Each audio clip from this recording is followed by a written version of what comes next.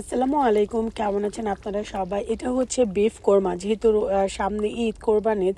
আসলে কি দেশের বাহিরে শুধু রোজার ঈদটা একটু মজা লাগে, কারণ আমরা রোজা রাখি। এই কারণে কোরবান ঈদ যে কোথা থেকে আসে, কোথা থেকে চলে যায়, আসলে ওইটা এত টের পাওয়া যায় না। তারপরেও সবার জন্য খুবই সহজ, কুইক একটা বিফ কোরমা। এর জন্য আমি শুকনো কিছু স্পাইসেস দিয়ে একটা মশলা বানায় নিব। এর জন্য আমি জয়ফল নিছি, পোস্তদানা নিছি, জয়ত্রী নিছি, লং নিছি, এলাচ নিছি, বড় এলাচ নিছি।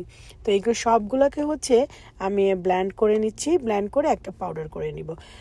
আমি আজকে মশলাগুলোকে টেলে নিই সবসময় টেলে নেই, বাট আজকে কাঁচা মশলাগুলোকেই হচ্ছে আমি ইকো ব্ল্যান্ড করে নিচ্ছি। কারণ বাংলাদেশে বিয়ে বাড়ির মধ্যে জয়ফল জয়ত্রী কিন্তু টালে না, ওরা কাঁচাই কিন্তু এগুলাকে বেটে নেয় পাটাতে, এবং হচ্ছে পোস্তদানাটাও।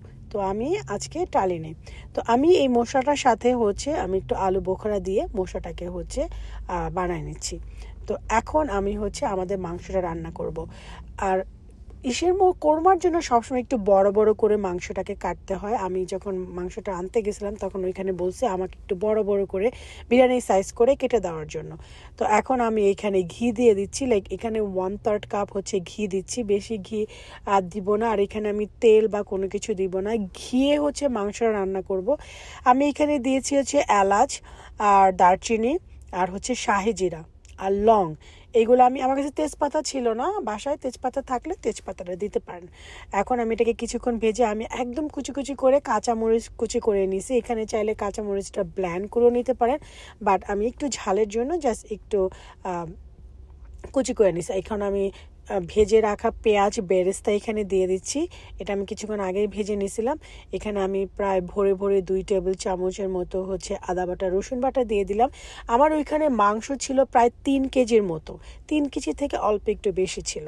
তো এগুলাকে আমি একটু ভালো করে আদাটা রসুনটাকে ভেজে নিয়ে আমি এখানে ইয়োগার্ট দিয়ে দিলাম, লাইক পুরো 1 কাপ পরিমাণ হচ্ছে আমি ইয়োগার্ট দিয়ে দিয়েছি, এবং সাথে পানি দিয়ে দিয়েছি যাতে হচ্ছে আমাদের আদা রসুনটা না পড়ে যায়। এখন আমি এখানে কিছু মশলা দিয়ে দিব। এখানে দিয়ে দিলাম মৌরি পাউডার, তারপর হচ্ছে গোলমরিচের পাউডার, ধনিয়া, জিরা আর হচ্ছে লবণ।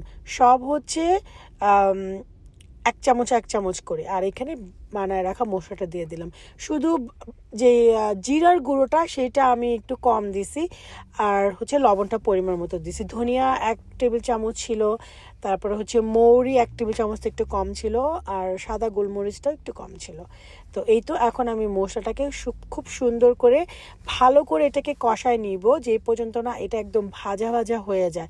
খুবই সুন্দর ভাজা ভাজা হয়ে যখন একটু তেল ছেড়ে দিবে মশলা থেকে, তখন আমি হচ্ছে আমাদের যে গরুর মাংসগুলো সেগুলো আমি এখানে দিয়ে দিচ্ছি। এবং এই মুহূর্তে এত সুন্দর একটা খুশবু বের হয়েছিল মশলা থেকে, আমার কাছে মনে হয়েছে কি মশলার টালার থেকে কাঁচা মশলা দিলে গ্রান বেশি সুন্দর খুশবু বের হয়। একদম কোরমার খুশবু আমি অলরেডি পাইছি এইখানে। তো আমি মশলাটাকে খুব সুন্দর করে মাংসের সাথে ভালো করে নেড়ে চেড়ে এটাকে হচ্ছে কিছুক্ষণ কষায় নিচ্ছি। আমি এখানে কোনো পানি বা কোনো কিছু অ্যাড করব না, পানি ছাড়া কোরমা রান্না করব। আমি এখানে আরেকটু লবণ দিয়ে দিলাম। আমি এখানে পিঙ্ক সল্ট ব্যবহার করছি, তো পিঙ্ক সল্টটা না একটু বেশি লাগে রান্না করার ক্ষেত্রে সাদা লবণের থেকে। তো এই কারণে আমি আবার আরেক টেবিল চামচ হচ্ছে এখানে লবণ দিয়ে দিলাম। দিয়ে আমি মাংসটাকে হচ্ছে এখন ঢেকে দিব, এবং চুলার আঁচটা একদম কমায় দিব। ধিমি আঁচে এটাকে আস্তে আস্তে রান্না করব। আমি কখনো না অল্প মাংস রান্না করতে পারি না, কেন জানি আমার কাছে মনে হয় যে বেশি করে মাংস রান্না করলে মাংস মজা হয়। তো এইটা প্রায় আমি 45 মিনিটসের মতো ঢেকে রাখছিলাম। মাংস কিন্তু আর ঢাকনাও খুলি নেই, নাড়াও দিই নেই, কিছু করে নেই। 45 মিনিটসের পরে এটাকে ঢাকনা খুলে এই অবস্থা এখন আছে, মাংস থেকে পানি উঠছে।